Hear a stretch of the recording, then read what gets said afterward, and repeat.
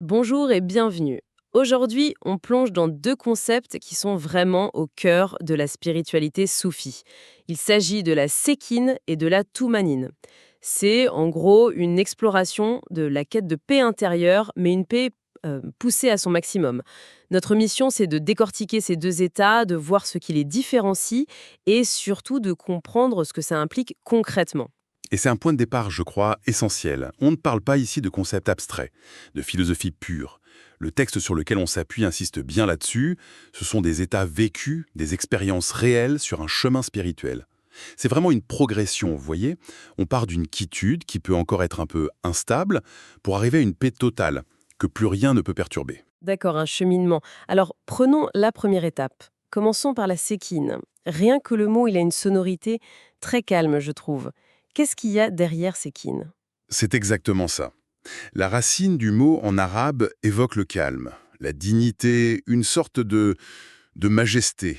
Imaginez l'océan après une tempête, quand les vagues s'apaisent.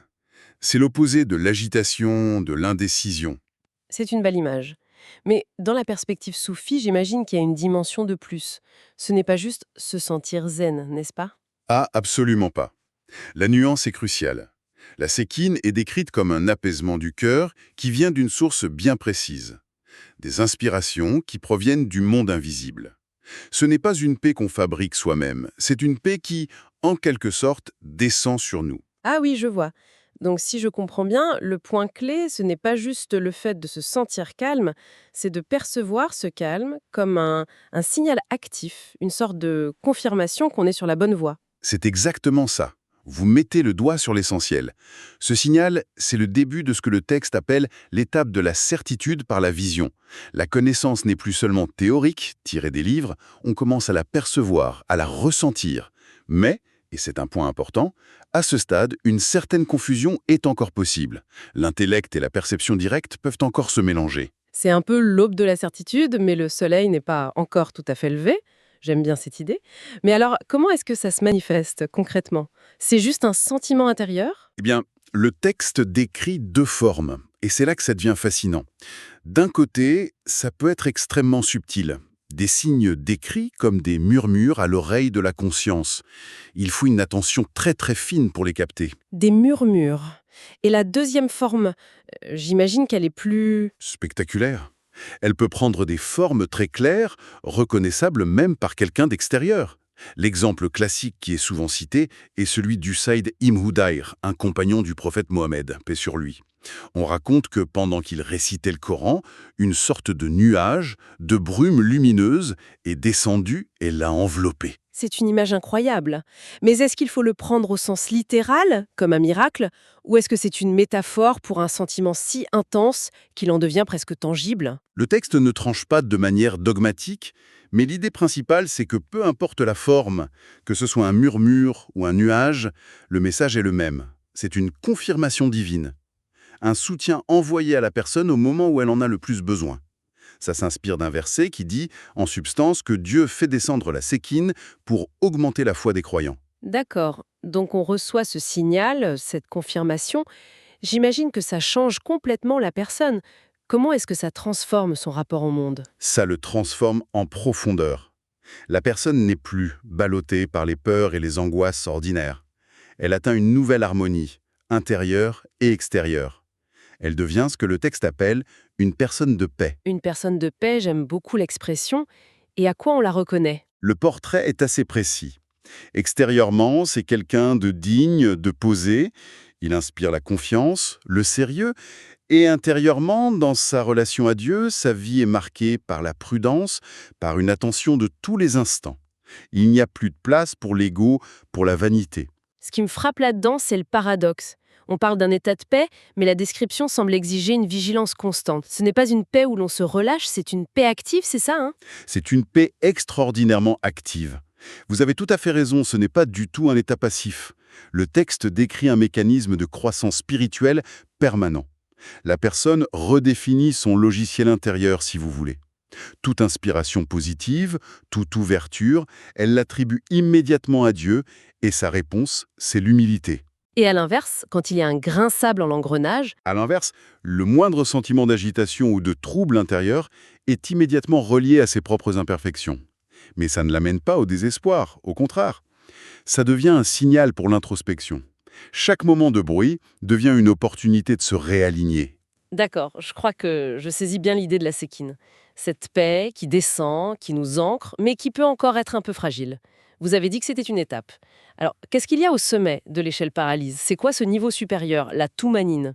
On pourrait faire une analogie moderne. Si la séquine, c'est une très bonne connexion 4G, ça marche bien, mais parfois le signal faiblit un peu. Alors la toumanine, c'est la fibre optique. Une connexion parfaite, stable, sans aucune interruption. La source la définit comme une tranquillité complète, une stabilité totale. C'est le moment où les fluctuations du cœur, les va-et-vient cessent. Définitivement. Le contraste est donc saisissant. Tous ces contre-courants, ces moments de doute qui pouvaient encore exister avec la séquine, tout ça disparaît complètement. Totalement. Le texte est sans équivoque là-dessus. La toumanine est un état supérieur. Si la séquine est le commencement du voyage réel, alors la toumanine en est le point final, le terminus. Le texte utilise une image magnifique. Le cœur est comme une boussole, dont l'aiguille indique en permanence l'agrément de Dieu, sans la moindre vibration. Une boussole parfaitement stable, ça doit correspondre à un niveau de certitude intérieure, ce qu'on appelle le yakin, qui est inimaginable pour le commun des mortels. C'est le plus haut degré de certitude. L'âme qui atteint ce stade, elle ne se contente plus de lire ou de croire à certains versets. Elle les vit de l'intérieur. Quand elle lit « N'est-ce pas par l'évocation de Dieu que les cœurs s'apaisent ?» ce n'est plus une information.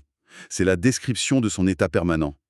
La peur, l'affliction, tout ça n'a plus de prise. Et c'est là qu'on arrive à cette phrase très poétique du texte La goutte devient océan ». C'est une métaphore très puissante. Est-ce que ça veut dire perdre son individualité? C'est une excellente question. Le texte le présente clairement comme une expansion, pas une dissolution. L'ego limité, la goutte, ne disparaît pas. Mais il réalise qu'il fait partie de l'océan et en acquiert les propriétés, en quelque sorte. Pour illustrer ça, le texte utilise 4 expressions très spécifiques pour décrire la relation de cette âme à Dieu. Ah oui, je veux bien qu'on les explore. Quelle est la première explorée? La première, c'est l'intimité avec Dieu. L'idée d'une familiarité, d'une proximité constante. L'intimité avec Dieu. C'est très fort. Est-ce que ça veut dire, au quotidien, se sentir en dialogue permanent, même en faisant ses courses? C'est un peu ça. C'est une conscience de la présence divine qui ne quitte jamais la personne, qui colore chaque instant, chaque pensée. Ce qui nous amène à la deuxième expression, le désir ardent et constant de Dieu. Attendez, un désir ardent? Ça semble contradictoire avec une paix absolue. Le désir, c'est souvent lié à un manque, non? C'est le paradoxe apparent. Mais ici, ce n'est pas un désir qui naît du manque. C'est plutôt comme une attraction magnétique, joyeuse. Pensez à un tournesol qui suit le soleil. Ce n'est pas une quête angoissée, c'est un élan d'amour permanent. Les deux autres expressions en découlent. La conscience que notre existence ne tient que par la sienne et que même nos paroles viennent de lui. D'accord. Et avec cette conscience élargie, cette connexion fibre optique, comment la personne gère le quotidien? Un embouteillage, une réunion de travail stressante? Elle traverse tout ça avec une facilité déconcertante. Le texte dit qu'elle commence à voir, à entendre, à agir, avec une capacité qui dépasse ses limites personnelles. Là où d'autres seraient perdus dans le stress, elle voit la situation dans son ensemble et trouve le chemin le plus juste, presque sans effort. On imagine que si la personne traverse les tracas du quotidien comme ça, son rapport à l'épreuve ultime, la mort, doit être radicalement différent. Radicalement. Pour une telle âme, la mort n'est plus du tout une source de terreur. Le texte dit qu'elle est accueillie avec le sourire. Ce n'est plus une fin, mais le dénouement le plus désirable de l'existence, le moment de la réunion. C'est l'âme qui entend la parole divine. « Ô toi, âme apaisée, retourne à ton Seigneur satisfaite et agréée. Et le texte va même plus loin, il décrit ce qui se passe après. » Oui, il dépeint le voyage de cette âme. Elle entendrait cet appel divin à chaque étape. Sa vie dans la tombe se déroulerait sur ce que le texte nomme les pentes du paradis. Elle traverserait les grandes épreuves de l'au-delà, non pas avec peur, mais avec un sentiment d'émerveillement jusqu'à sa destination finale. Parcours, on a vraiment une progression, une ascension. Absolument. D'un côté, la sakina, Un calme accordé par Dieu, une quiétude qui ancre le cœur mais qui peut connaître des fluctuations.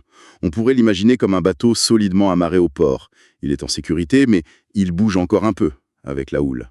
Et de l'autre, la Toumanine. La Toumanine, c'est la montagne. Immobile, inébranlable. C'est la fin du voyage intérieur. L'âme ne fluctue plus. Elle vit en harmonie totale avec la volonté divine.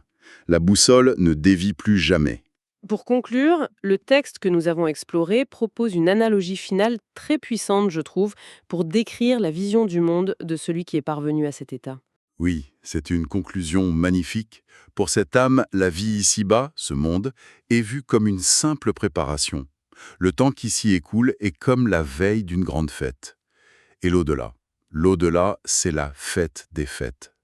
Toute la perspective est inversée. C'est une pensée vertigineuse, et ça nous laisse avec une dernière réflexion peut-être. Le texte décrit ces états comme étant accordés, comme des dons. Ça soulève une question pour nous aujourd'hui. Dans notre monde rempli de notifications, de bruit permanent et d'anxiété, qu'est-ce qui, dans nos propres vies, nous rapproche ou nous éloigne de la recherche d'une telle paix intérieure? Qu'est-ce qui nous aide à mieux régler notre récepteur intérieur et qu'est-ce qui ne fait qu'ajouter du bruit? Qu'on aborde la question en termes spirituels, comme ici, ou de manière totalement séculière d'ailleurs.